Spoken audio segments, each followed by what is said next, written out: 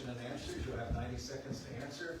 We can add to that. We've got follow-up time, and that's 30 seconds, but we're pretty lenient. If you're here earlier, you know that we're not going to just yell at you if you go over that. Finish your thought and make it something that is important for you to be able to answer the questions with. And then when we get to closing comments, we'll go reverse order of what we do in the opens and have a minute to do the closing. The timers have moved location-wise from the previous forum, so I don't think that that's going to be hard for you to know who's there and what the time is. So, Harper, Carol, we're glad that you were here and recuperated from Monday night's meeting, and if you would like to start with your 2-minute open comment, I'd like to hear.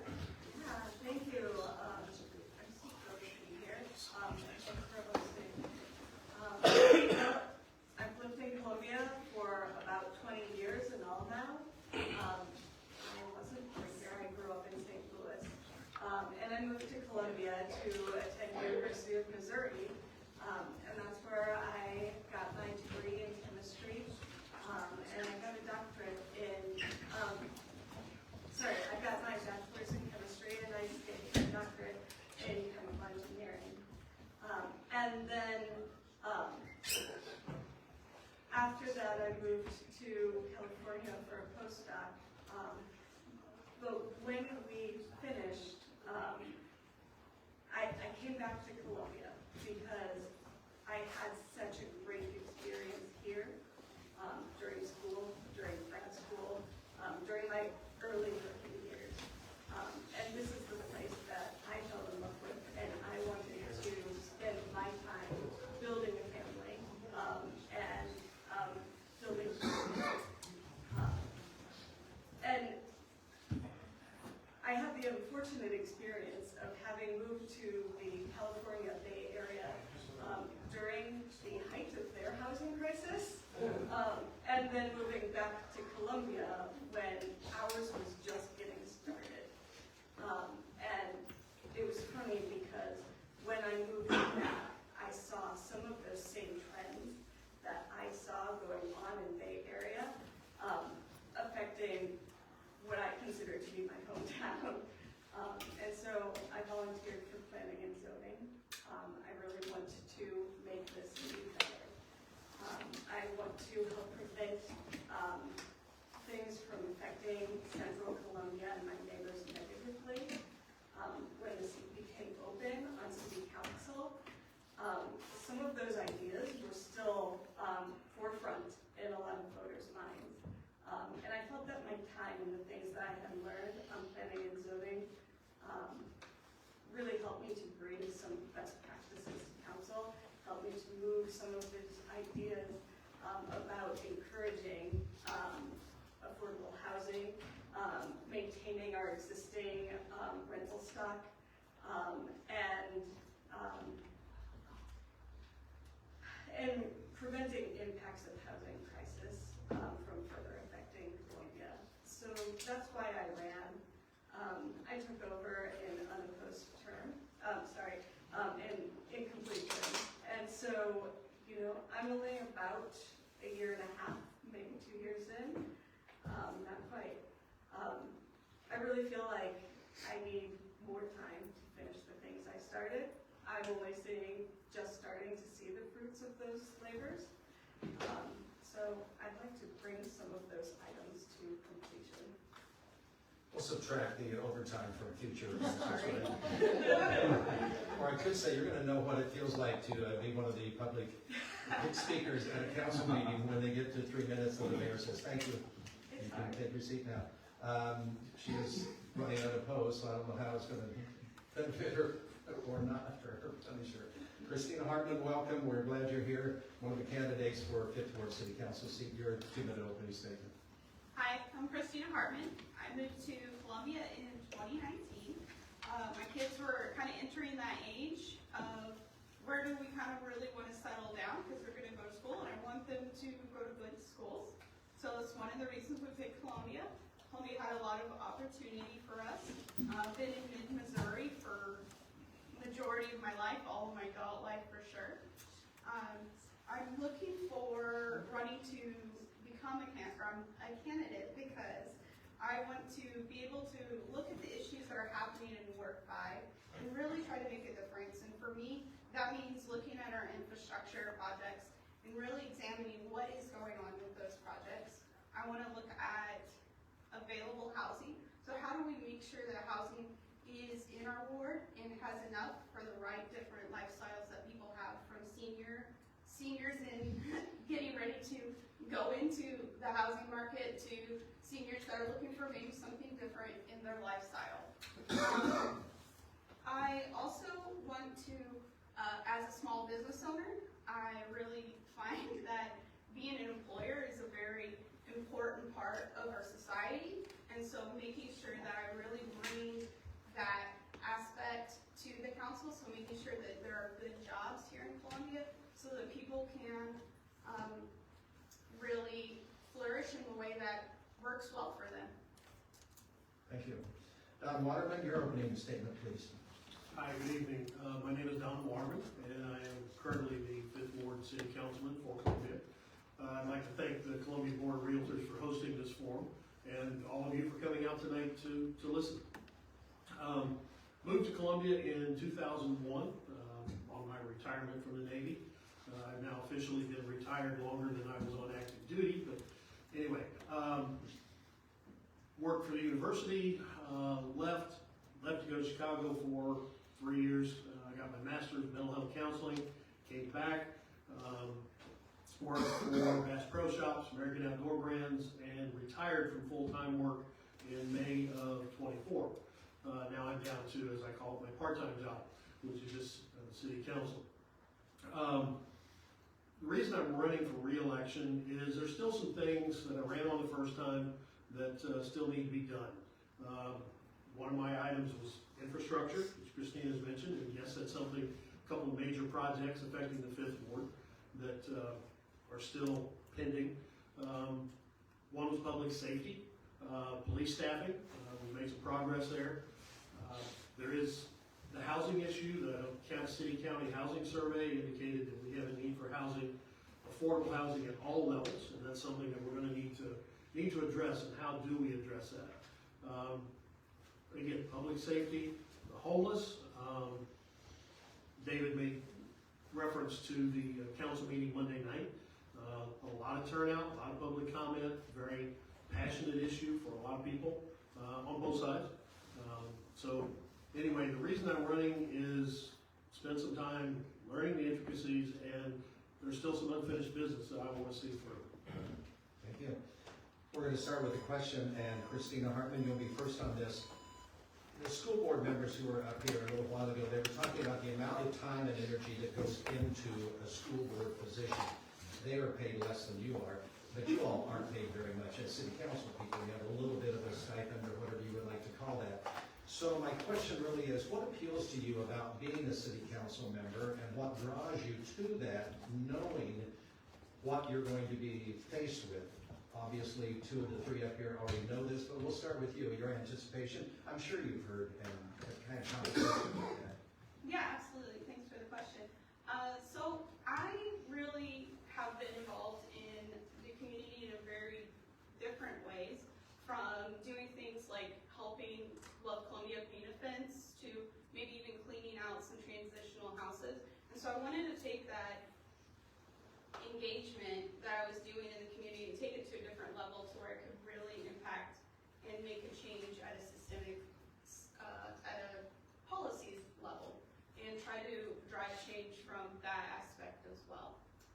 I still plan to do that and volunteer and stuff, but and I think the other thing that is key is I do know that it's going to take a lot of time, but being my own business owner, I do kind of have the flexibility in what my schedule looks like and how I can approach this. And one of the things that I want to do is to really be involved in the community and make a difference, and that's one of the reasons that I'm looking forward to being on the council. Thank you. Don Waterman, same question to you. What does appeal to you about being a city council member? What draws you to the investment that you have to make personally to do this job? You know, to Christina, I certainly empathize with your position, because for my first year on council, I was working full-time and doing council work. And challenge. But to address the specific question, as I said, I've lived here almost 20 plus years in total. I love Columbia. It's changed significantly over the last 25 years. As we all know, it's grown and will continue to grow. We're now the 4th largest city in Missouri. It has its challenges, and quite frankly, I simply want to be a part of that, a factor in that, in how we address those challenges that have been iterated before about that are facing the city.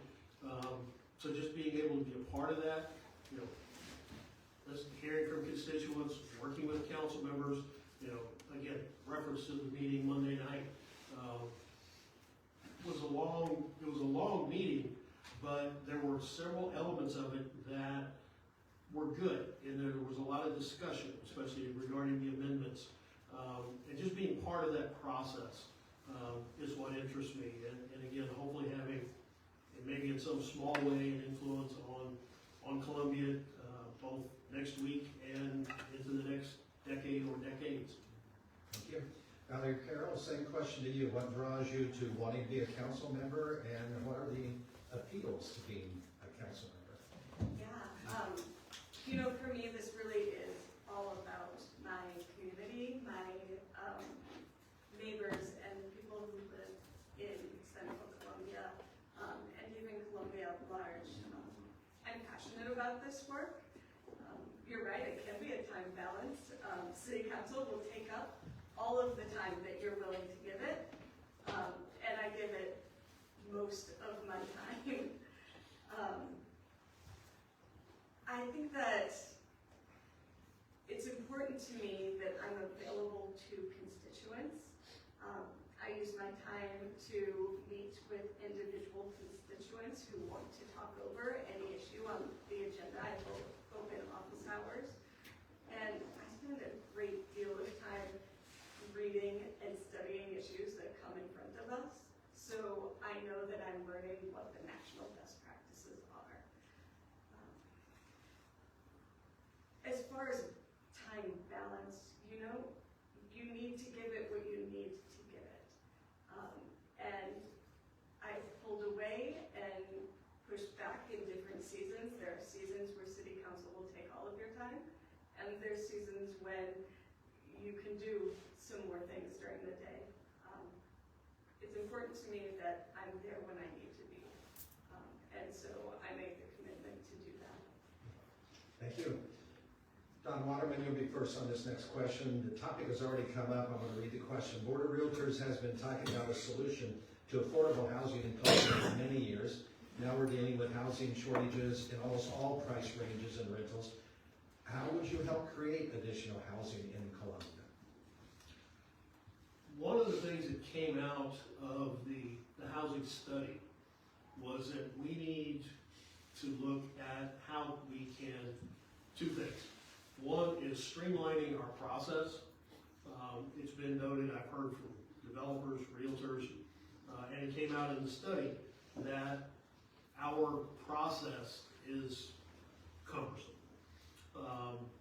The different steps, the different levels, some of the fees that go into development and building adds to the cost. So how can we address that?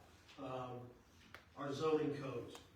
So basically, it would be reviewing the process, reviewing the fees, reviewing the zoning. What can we do? Whether in zoning, can we change some of the zoning to allow for more infill, smaller lots, cottage houses is one option, multifamily. But those are the things that I think we need to take a serious look at that would help in reducing costs. We do have an issue that's going to be coming up, and that is the 2024 building codes. I attended a public information meeting. There was a lot of pushback, if you will, that these are going to add significantly to the cost of construction. So how do we address that? How do we balance that?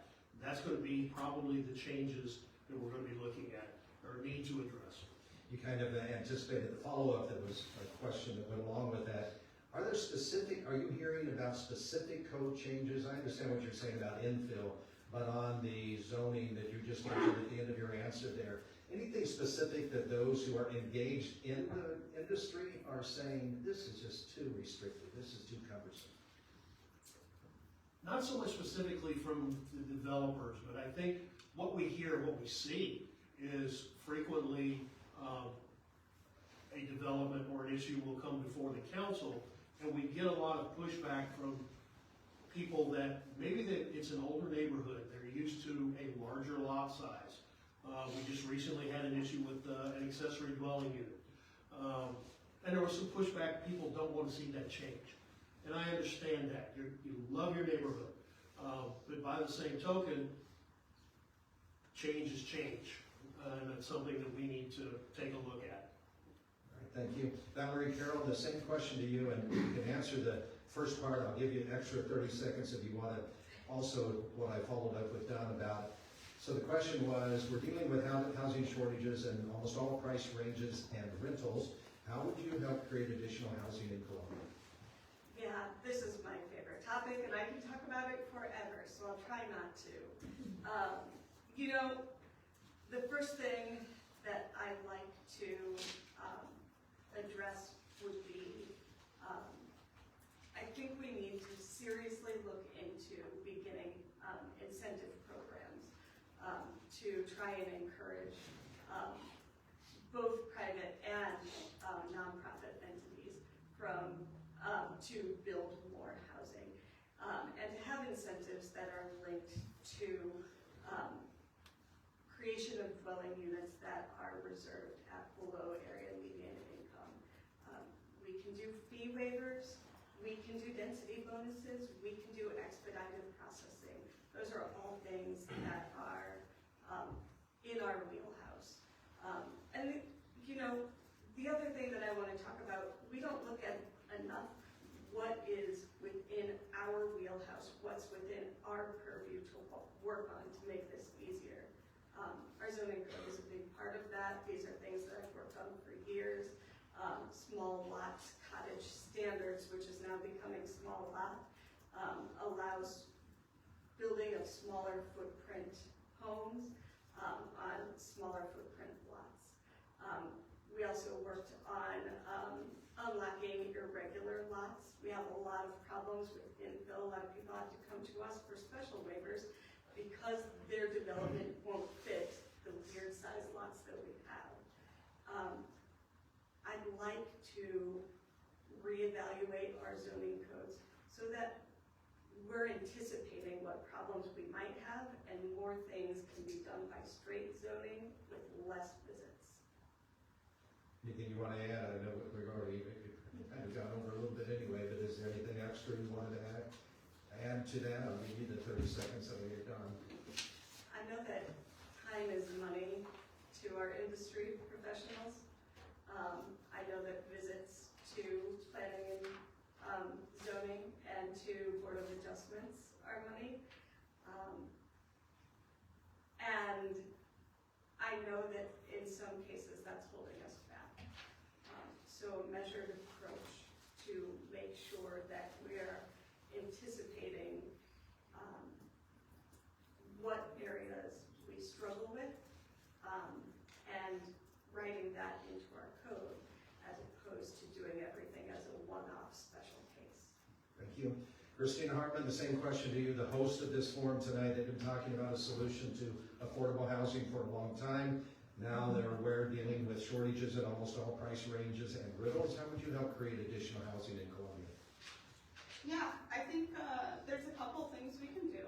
I definitely think we need to be looking at the processes that are happening within City Hall. Recently, there's 37 units that didn't go through because of complaints about traffic and infrastructure. We need to be planning ahead for that infrastructure so that when things go through, that they're identified during that process and it doesn't go all the way up to City Council for a vote when there are clear issues that need to be addressed. And so working through that process and making sure that the process can identify those things to reduce the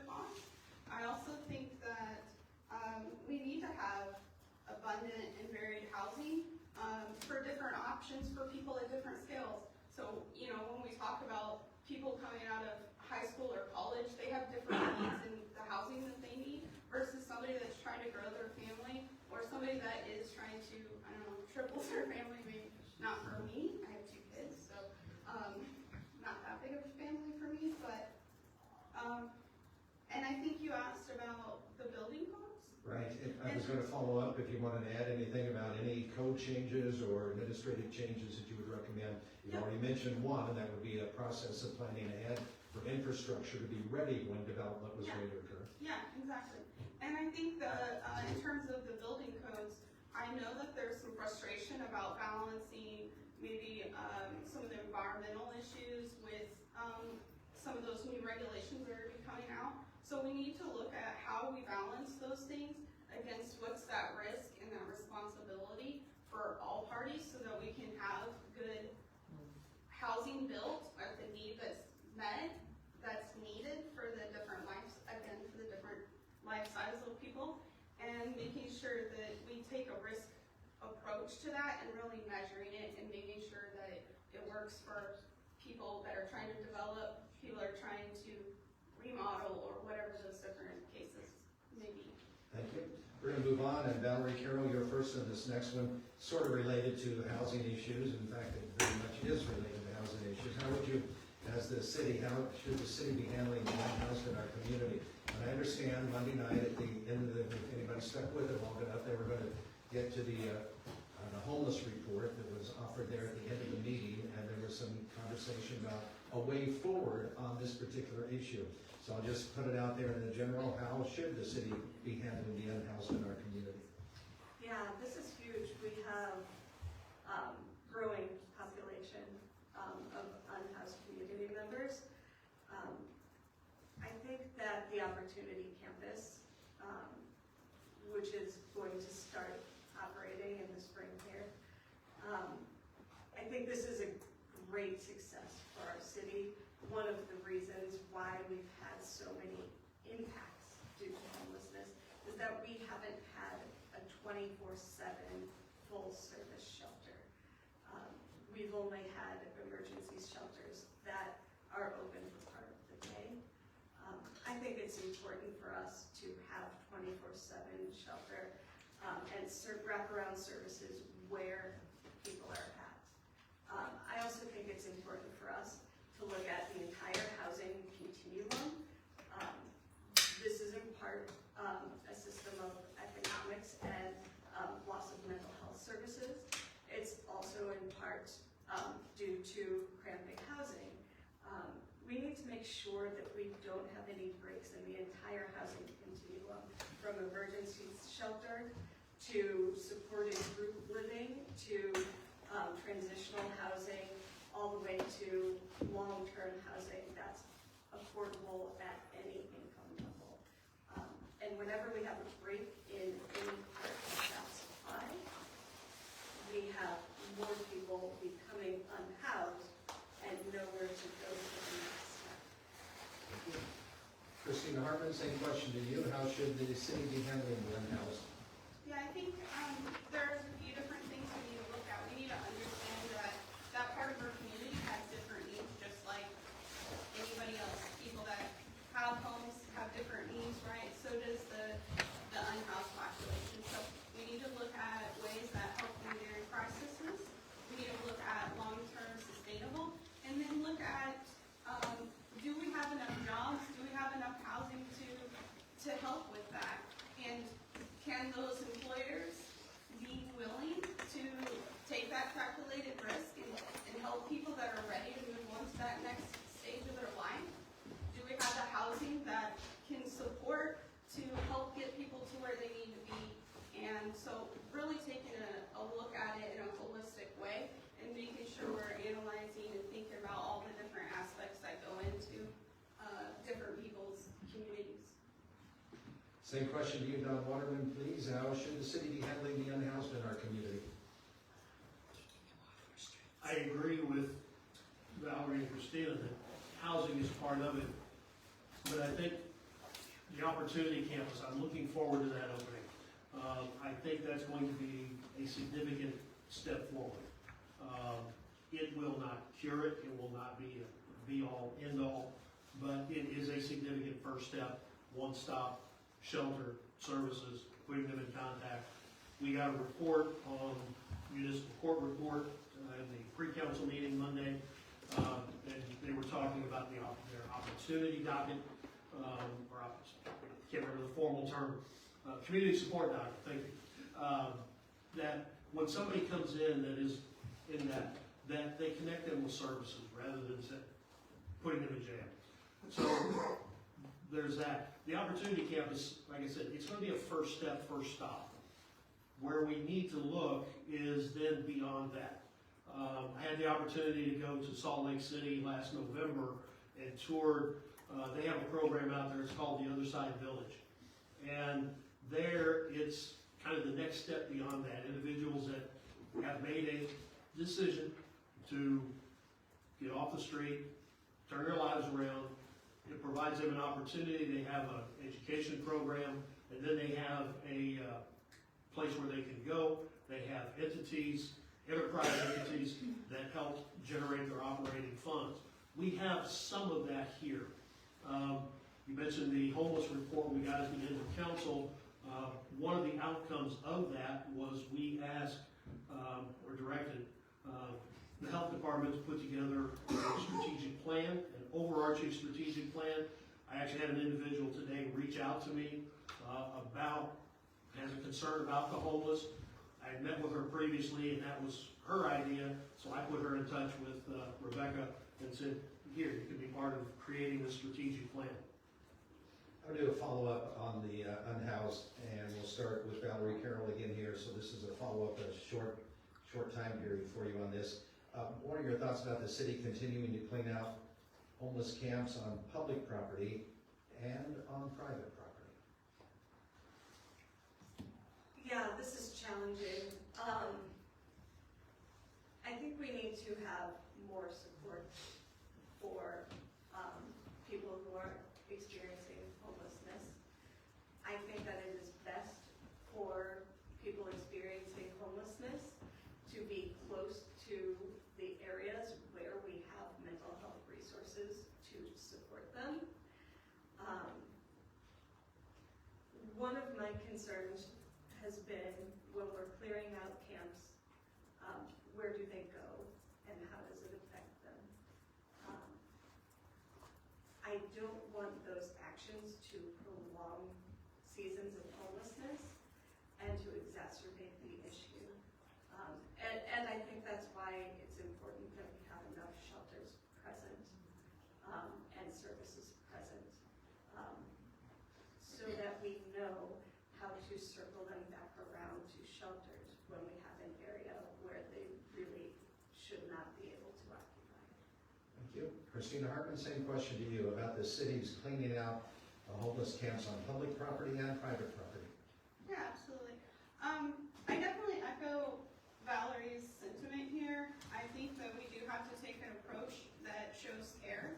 So when we go into properties, homeless population they don't have as many material things as we have. So when we're taking away the things that they have, are we doing that in a respectful way, a hateful way, or how are we approaching that?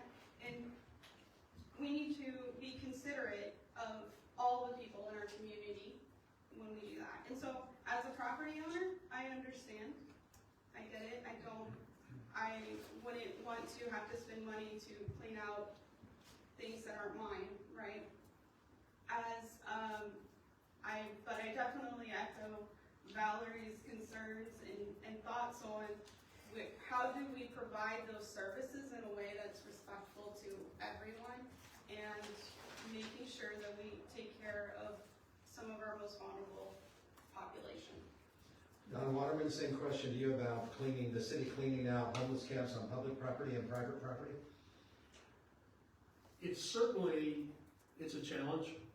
On public property is just that, it's public, and by establishing a camp, you're essentially, I'll use the term homesteading, and that's, we don't want that. We've heard, I hear from individuals that maybe where there's an encampment in a park, that they no longer feel safe using the park or that part of the park. So we're taking that away from the public. It is that also does need to be balanced with the compassion that, yes, where do these individuals go? And that is a question, that's a challenge. You know, the Opportunity Campus will address some of that, giving them some place to go. Private property, as Christina said, as a property owner, I don't want to be cleaning up somebody else's items off my property.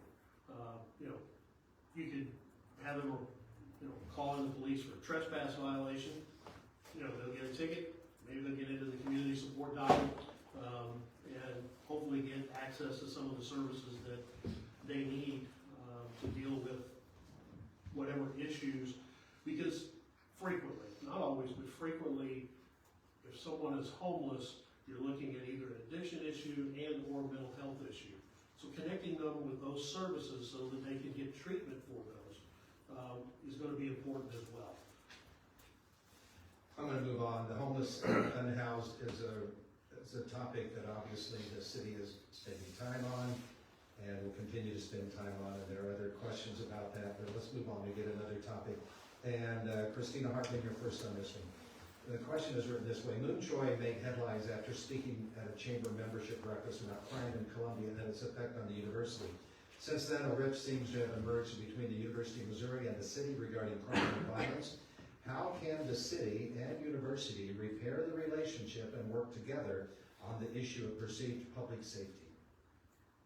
Yeah, I think having open, transparent dialogue would, one, heal the community, because I feel like they believe that it hasn't been a transparent process. So I think opening that up, making sure it's a transparent process, coming together, I think doing work sessions together would help for both parties. I think also inviting the other college campuses, because we're talking only MU, but MU's one of, you know, there's Stevens College, there's Columbia College, there's other college and college students in our town. And so inviting them into the conversation too. If we're gonna have leaders from different aspects of our community, we need to make sure we're inviting all leaders of that industry into that conversation. It doesn't just impact one group. Thank you. And again, I'll shorten the question. Don Waterman, you're up next. How can the city and university repair the relationship and work together on the issue of perceived public safety? As Christina said, and I agree, one of the things we need to do is talk. I know I've heard from some individuals that want to have nothing to do with President Choi. Unfortunately, you know, the university is such a significant part of this community. I believe they're still the largest employer in Columbia. They're going to need to be part of the conversation. And anytime you have a disagreement, they talk. You've got to talk to resolve it. So we need to work together with discussions, open, transparent discussions, but not just meetings, but meetings we set goals and say, okay, this is where we need to go. One of the frustrations with what was happening at the end of in September, October, November is the crime statistics that were used. It wasn't either or, it was both and. Both were correct. Both were cherry picked, if you will, from the available statistics. One part of it, violent crime, was showing down. Crimes against community, people, and because we have increased the staffing in the police department, there's more investigations, it actually causes that number to go up. So again, both numbers were correct, and that was a nuance that I think was lost in that discussion. So it's going to be re-engaging, engaging, having the discussion, coming up with some goals, and how do we moving forward from there. Valerie Carroll, a question for you. How can the city and university repair the relationship and work together on this issue of perceived public safety? Yeah, you know, this was really, the conversations you're referring to were really affecting the first board, very directly and very personally, I believe. What I think is important when we're discussing issues surrounding safety is that we separate our discussion from violent crime and our discussion from homelessness.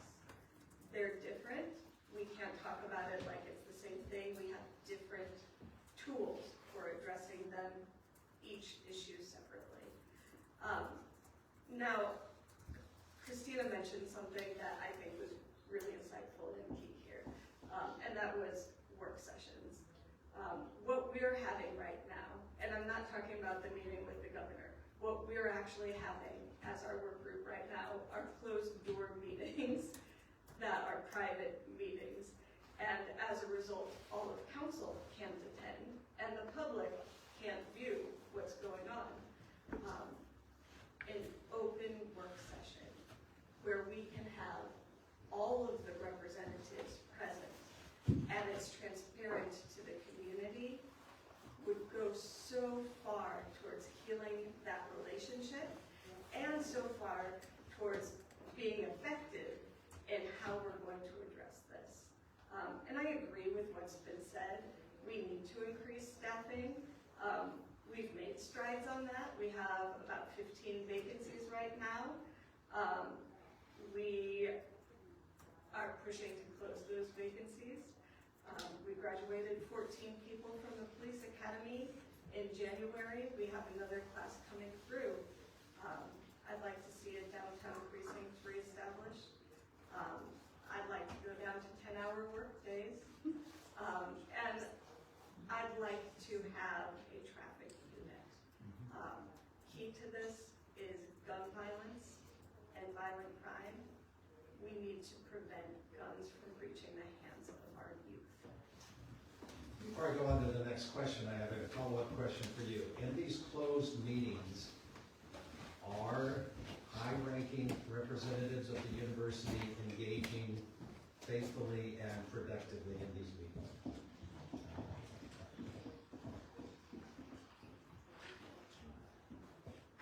I think there's faith there. I think we're getting more productive. I think we would be better served by talking to each other and bringing our shared resources to the table, and really addressing what things each partner can influence to improve crime. I don't think that we can finger point, and I don't think we should be saying things to grab headlines. This is not the time, and that's not productive. I'm trying to interpret your answer right there the best I can, knowing that you probably can't say, but it's a closed meeting, not asking. I guess when it's a closed meeting, we can't know who's participating. Is that a yes? Yeah. Okay. You asked if there were ranking members. There are from both groups. It's about who's participating, and it's about what the priorities are, what's being floated as. I'm just curious about whether they're there, not about what the tone is, but if they're there. Yeah, actually Valerie and I were both at, I think maybe the last meeting. And yes, because it's a closed meeting and not announced, we're limited to 3 council members. So it was the mayor, Valerie, and myself. Yes, President Joy was there. There were some others. And I believe, I'm not sure if they've actually released them or not. Maybe you can help me know, Valerie, but I thought they were going to release the minutes in an effort to enhance transparency. So yes, we are limited in that, and that makes it difficult. How do you engage council when you can only engage 3 at a time? So yes, if it was, a public meeting, and we could, I think, to Valerie's point, we could do it similar to what we do, like Monday night, we have a council work session, okay? We won't be taking public input, but we will be there, it's advertised, come, show up, listen to us, and we're gonna be discussing a topic. And we had one last month, it's regular now, the second Monday of every month is a council work session about, whatever topic needs some additional discussion beyond what we can do, and you can have the whole council there. We can expand that to include university as we're talking about this issue and restoring relationship, cooperation, and setting some goals and how can we achieve those together. Thank you. Christina Hartman, you haven't had a chance to speak on this. I know you're not on the council right now, so you're not privy to these meetings that are closed, but do you have a thought after hearing what the two council members have said? Yeah, I think I would just reiterate my first comment is that it needs to be transparent. They need to have transparent, open sessions for not only the council to be able to be all there, but also for the community to heal and see that our community leaders are trying to work to better the situation, and so that it reduces any type of misconception or anything like that. I've already done a follow-up to the follow-up, but if you can be really brief, Valerie Carroll, and since you're running unopposed, I'll let you have another comment on this, but make it brief, please. I will be as brief as I can in response to Donna. We have had 3 meetings. Quorum is the issue. We can't have a quorum. We have meetings released from the first, meeting minutes released from the first and third, but not the middle yet. I shared some of my private notes. At the beginning, it was just Barbara and I and Carla Seawood. And so we didn't have a bit present. And that's something that can be remedied by a public meeting. Thank you. We're going to keep it on the police, focusing on that. Let's see whose turn it is to go first here. I think it's, we'll go with Don Waterman on this one first. Are there additional tools that the Columbia Police Department could use to improve public safety that they don't have now, as far as you know, or anything you know? I think there's always additional tools. It's just what's useful, cost effective. We just recently had a demonstration about using drones as first responders. And, you know, we have made it, and, you know, that's down the road. And that, frankly, were you able to be there for that, Valerie? Okay. It's interesting and fascinating. But what we've done so far with Flock, I think has been a great asset. Having direct contact with it, being able to input, excuse me, the incident around the first of the year with the shooting at Academy, where the gunshots fired and the carjacking. Because of Flock, they were able, the highway patrol was able to locate him and, you know, make an arrest, you know, working with us. We were able to input the information.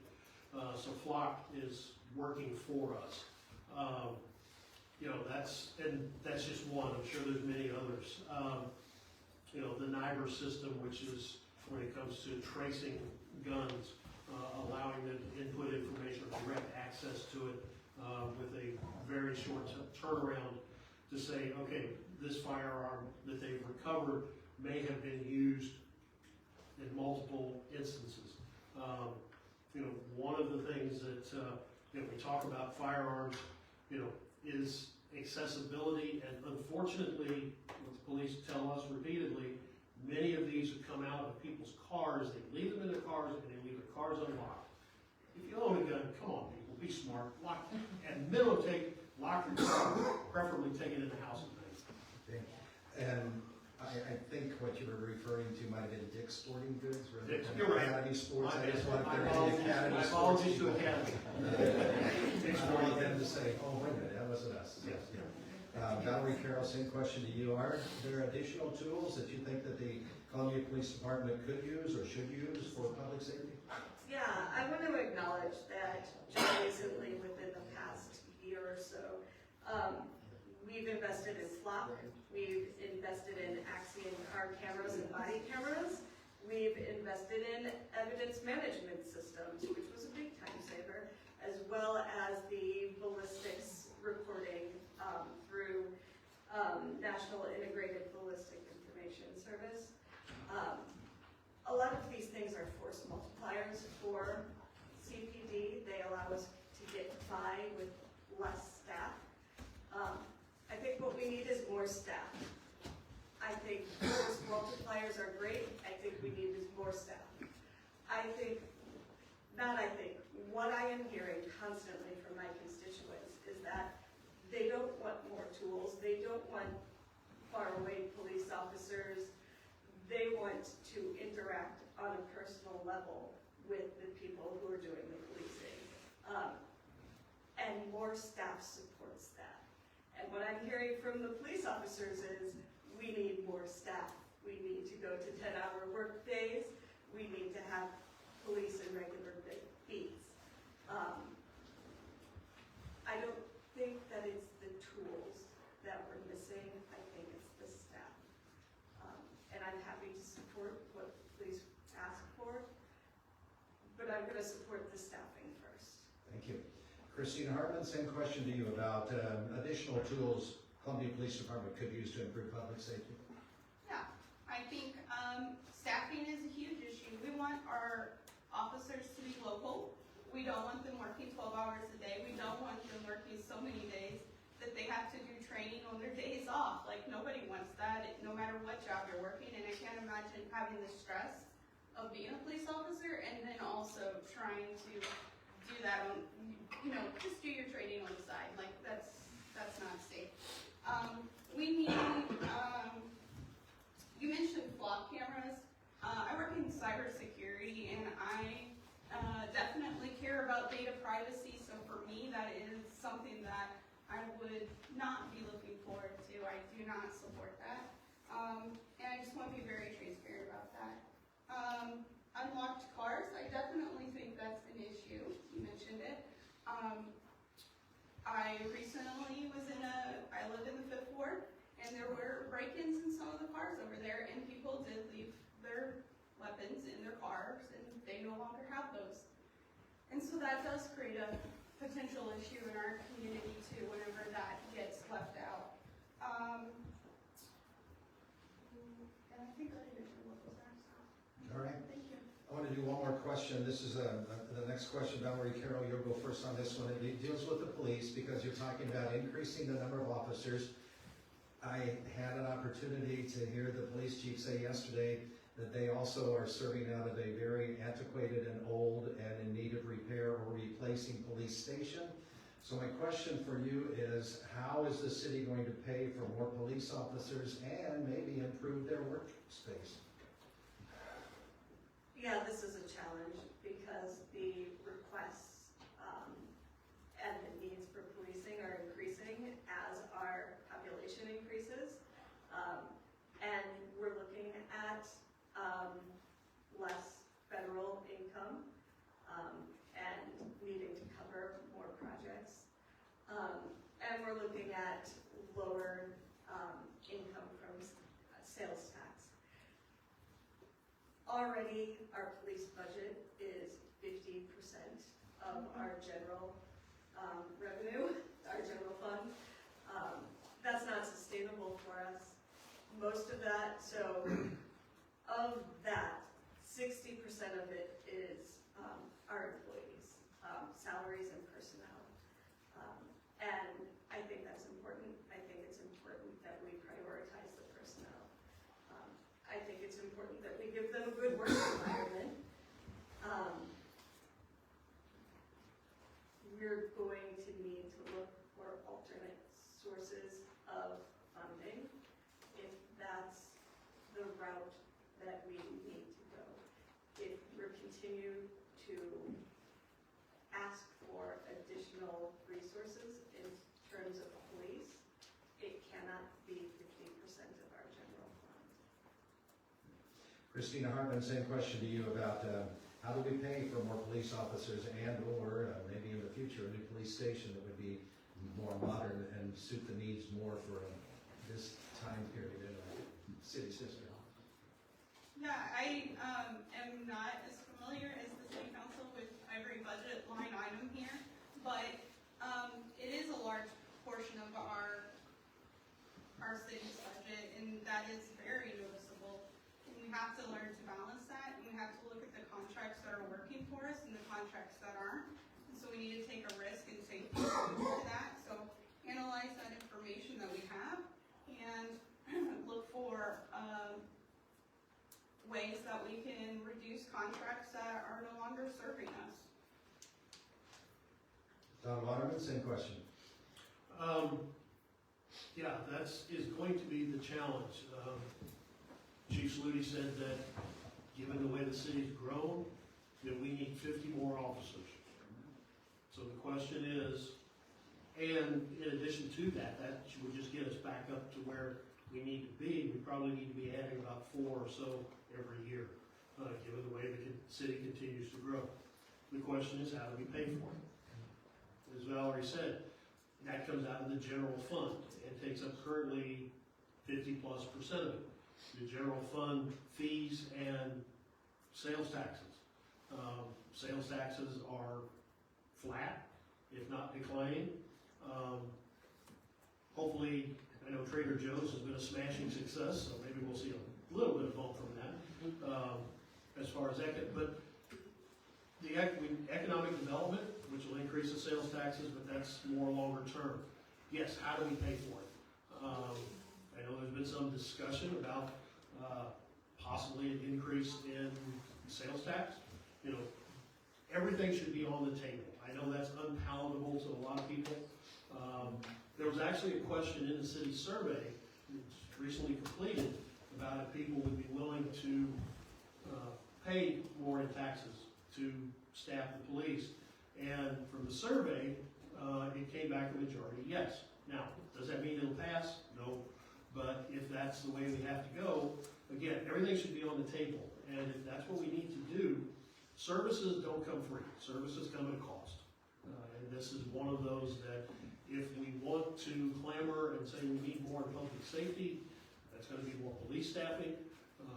And like I said, that's going to come at a cost. So how do we do that? Where do we come from that? You can't cut enough. There's not enough cut in the general fund to pay for it. The other 2 largest ones is the next biggest one, I believe, is Public Works, and that's our streets. And we already get complaints about the potholes, so we don't want to take that away. Okay, we're going to move to a question that will be first offered to Christina Hartman, and then I'm going to rework it for the other 2, because we know what the answer is to this question for them. I'll rephrase it. For the question for Christina Hartman, Council passed the pedestrian safety ordinance Monday night 5-2. If you were already a city council member, how would you have voted on that ordinance? Hey, so good question. That was definitely very fresh in everyone's mind. So kind of like what I told Mike Murphy yesterday, I think for me, I would have been looking at this from a good governance standpoint. I want to know that the decisions I make are informed with good data. I want to understand my constituents' concerns, and I want to make sure that any policy that's enacted is durable, would be able to withstand the test of time, and really make a difference in our society. I think that we need to be looking at safety, and I think good governance goes along with that. Did I answer your question? No, you did not answer my question. Do you want to answer the question? I would have voted no. Okay, thank you. We know how Don Waterman voted. We know how Valerie Carroll voted. My question then, Don, you're next on this. When there are tough questions like that, and like the Ashford place, the previous meeting, those, if you watch the public hearings, I could sense that I thought every council member was agonizing and struggling or really working hard to vote the way that he or she voted. So how do you decide how you vote on issues like that? For me, it's researching it. It's looking at the data, as Christina said. If it's a data-related issue, listening to constituents, listening to people, constituents, the public. Many of them correspond, emails. We got a flood of emails about those. Unfortunately, a lot of those were what I call cut and paste. You start reading through them, same. Okay, so hats off to the organizers. They got a lot of people to send emails, but it was the same email. But listening to those, and then it's thinking through the issue. What is it? What are we trying to do with it? Ashford Place. I understand. I've met with the constituents there. the people that spoke again from the neighborhood, and I certainly understood that their concern was to make their residential street was going to become the main thoroughfare for that development, to the point about infrastructure being done first. I don't know where that's going to go in the future, but so I understand that. I generally am pro-development. In fact, I think I said yes on that, even though it went down. I'm generally pro-development, but I certainly understand their concerns. With the median safety ordinance, to me it is a safety issue, as I said in comments. If those were children standing out there or playing out there, it would have been an entirely different conversation. But it is the homeless, and I empathize with so many people that are passionate about trying to do something for the homeless, and I understand that, and I appreciated all the comments. But to me, it did come down to a safety issue, and there were some questions about does the data support, have we had them in the past? There were some questions about the existing data may not be clear. I know I'm over time. But to me, it's also a preventive measure. We don't have to wait for an accident. Valerie Carroll, how do you decide on these tough issues? We have appointed boards and commissioners that we have chosen to be experts in their fields. We send a lot of things to them to review. I listen to them. We put them there for a reason, and I listen to them. I listen to my constituents. You all put me here. I'm here to represent you. I can't go off and vote any which way I want. I need to stay true to my values.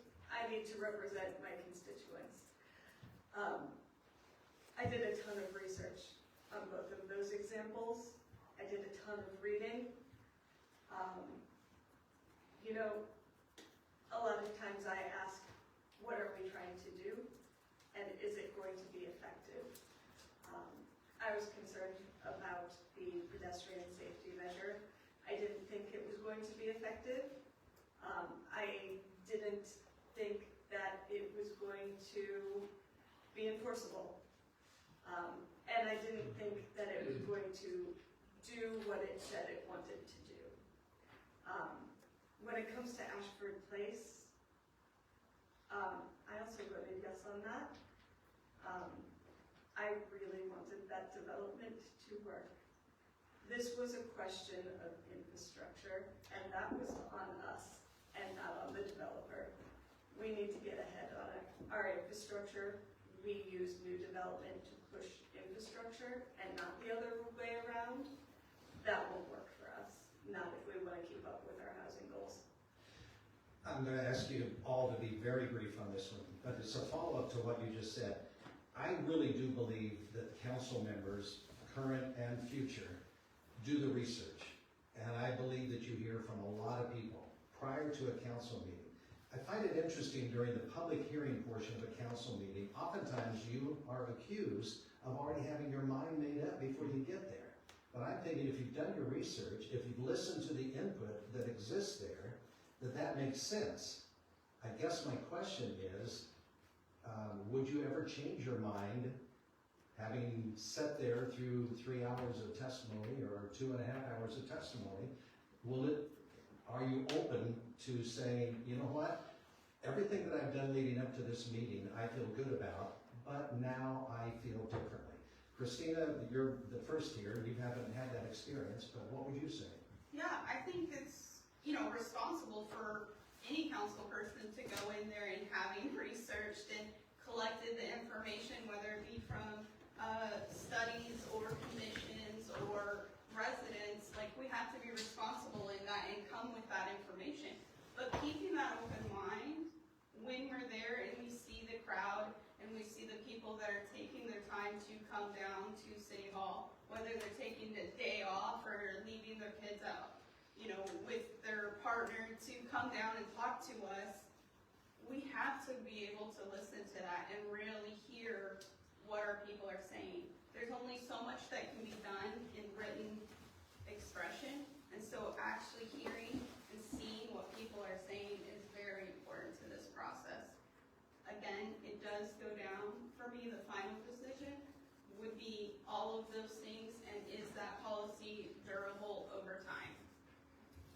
Waterman, I think you understand the gist of my question. Yes, and to answer your question, I almost always, when I go to the council meeting, have a pretty good idea as to how I'm going to vote, having reviewed the data, reviewed the information, reviewed the input. But I do listen. I was keeping track, how many people said yes, how many people said no. So I do listen. I'm trying to think of a specific incident where public comment changed my mind, and I cannot. But I do listen, and I understand that there's a lot of passion. And going back to the Ashford place, like I said, I ultimately said yes. That's probably the closest one where I came to actually changing my mind because of the public input. Okay. I'm out of time. Valerie Carroll, same question to you. Yeah, I want to say you would have to be positively inhuman and sit through hours of public testimony and not be moved, and not be affected by any one speaker. It always makes a difference to show up and testify.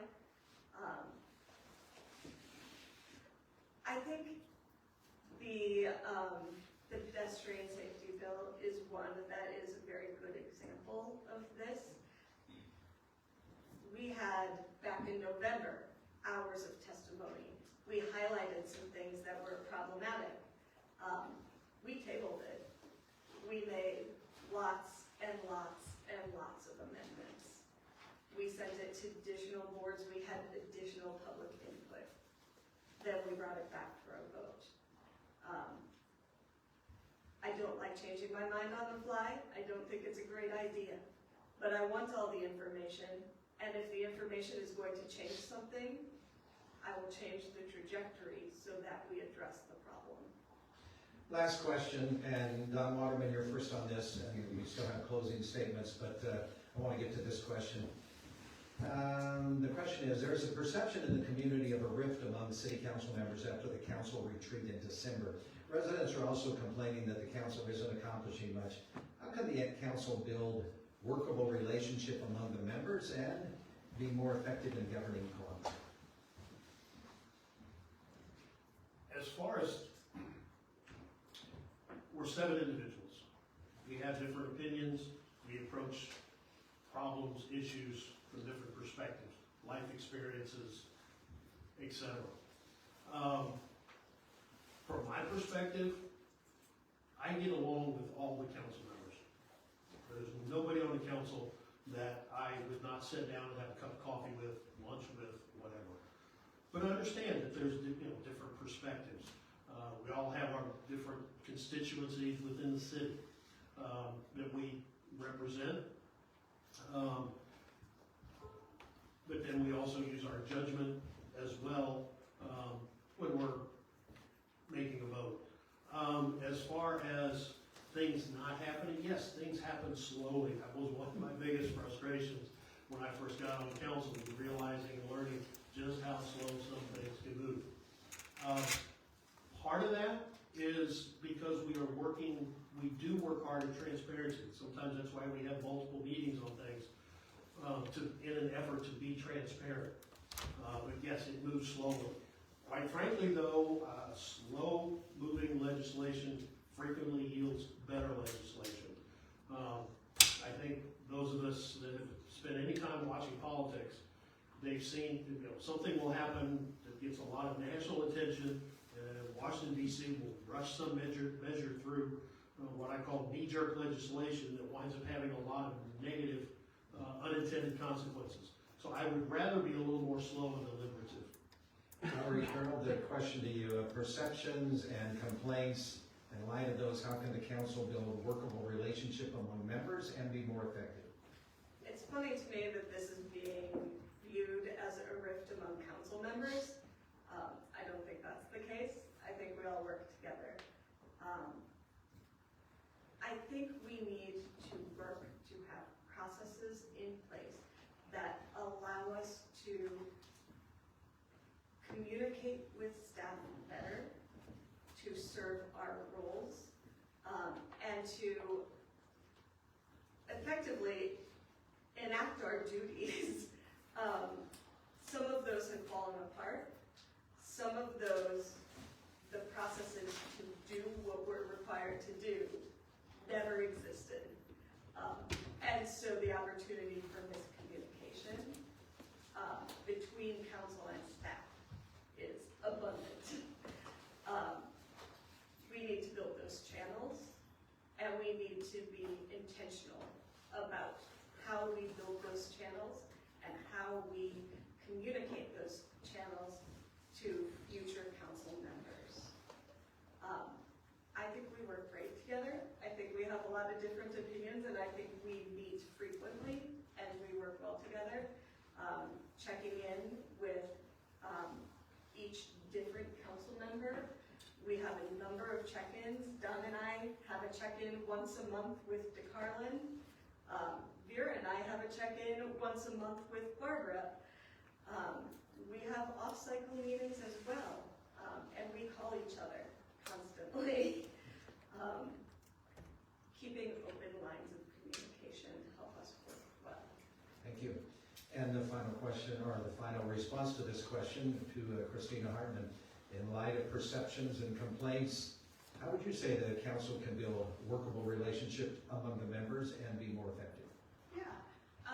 Well, I worked in technology for a long time, and when we are building new software or new systems, we have to often work together and bring different personalities and different people together, and to understand how we work with each other is very key. I think, as you guys mentioned, both of you guys mentioned, that each ward, we each represent a different ward, right? And so we have to bring that ward's,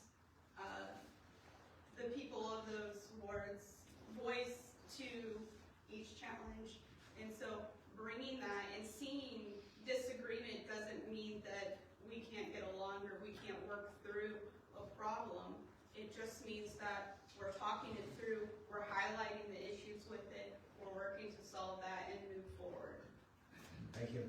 60-second closing comments now. Don Waterman, you get to go first on this one. Again, I'd like to thank the Columbia Board of Realtors for hosting. Thank you, David, for moderating. Excellent. It's been a pleasure. This is, I guess, for council, the kickoff to the campaign season. So there'll be a number of more forums hosted by various organizations. But glad for the opportunity. As I said, the reason I'm running is there's some unfinished business that we need to work on. And having been a part of maybe getting some of that started, I'd like to see it through. And I hope to bring my experience with council to be able to bring some of those to fruition. So I just thank you for your support. Thank you. Christina Hartman, 60-second close for you, please. Hi, thank you for allowing me to come up here and share my values and views with you guys. I am running because I do believe that we need to have reliable infrastructure. We need to have a housing that is available to different people in their lifestyles, and I think that having job opportunity really strengthens and grows our community, and so bringing those things together in good policy will make our community stronger, and that's what I would like to do for you. Vote Christina. Thank you. And Valerie Carroll, your 60-second close. I want to thank the voters for putting me here, for allowing me to represent you for the last almost 2 years. It's been a pleasure. I like doing this work. I'm looking forward to another term to serve you, and I'm thankful that I have that opportunity in front of me, likely as well. I'd like to finish what I started. I'd like to actually make progress on the goals in the housing study that we've just identified. I'd like to bring more services to our renters in Columbia. I'd like to help revitalize our housing stock and retain what we have existing. to continue to fund mental health services for our city. Marie Carroll is a candidate for First Ward City Council position. Christina Hartman, Don Waterman, running against each other, represent Ward 5. We thank you all for being here, and thank you, crowd, for being here. Those of you here in person at the Board of Realtors room, and also those who've been watching online. Have a good evening, and best of luck to the candidates, and best of luck to the people voting to make sure they make the right choice. Thank you.